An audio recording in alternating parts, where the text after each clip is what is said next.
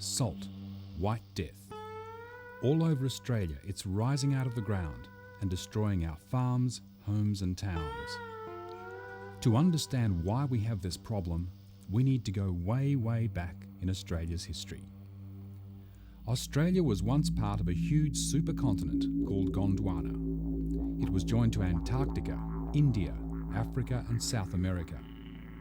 Since then, a lot has happened to the land that became Australia.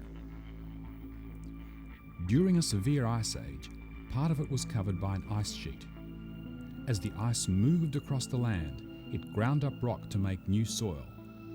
It was the last time new soil was made that way in this continent.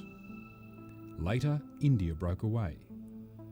The climate was much wetter than today, and parts of Australia sank under the weight of river sediments. Still later, when the sea level rose, a lot of the land went underwater. Then, the east coast tilted up when it broke from the New Zealand subcontinent, and at the same time, parts sank and continued to sink. When Australia finally broke free of Antarctica, large areas were still sinking. One of those areas forms the Murray-Darling River Basin, which is the site of our biggest river system and major farming lands. Today, the sinking continues, and Australia is shaped like a giant shallow saucer. If you look at a cross-section from east to west, you can see that Lake Eyre near the centre is well below sea level. This means that rain falling on much of the country drains inwards.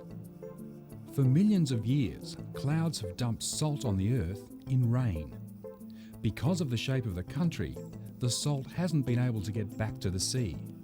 It's had nowhere to go but into the ground.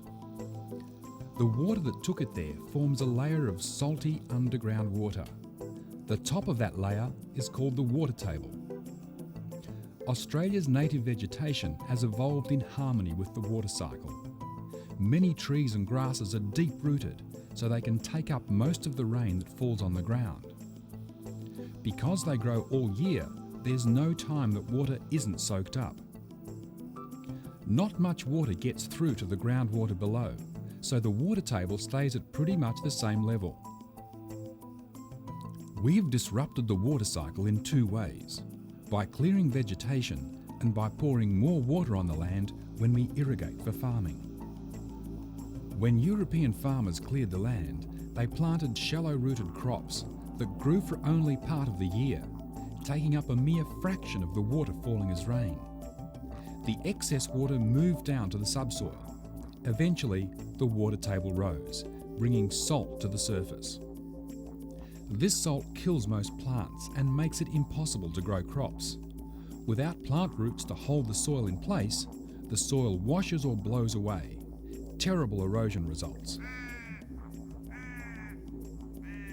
One of the ways to reverse the problem is to plant deep-rooted trees, grasses or crops that can suck up the water out of the ground.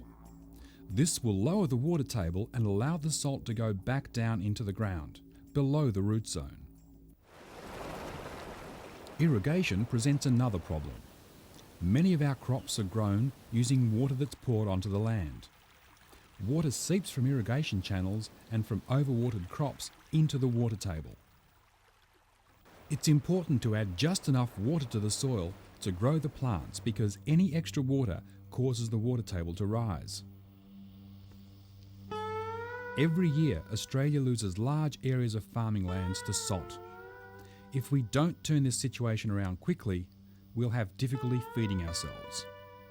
We need to change our land use patterns and start gaining income from the native plants that grow so well in our landscape. It's not only plants that are affected by salt. Homes across Australia are crumbling as salt eats away at the foundations and walls. Houses built to last 25 years are surviving only 2 years. By growing native trees and shrubs around homes and reducing the size of the lawn, the need to water the garden can be reduced. This stops water seeping into the water table. Roads too crumble when attacked by salt. Roads need 4 times the amount of maintenance where water tables are high. playing fields, footpaths, swimming pools, and the whole infrastructure of towns and cities, it's damaged by salt. We're all in this together. Australia was made rich from the agricultural exports of the last 2 centuries. The wealth in the towns and cities flowed from government initiatives to clear and use the land. History has caused the problem we face. The future is up to us.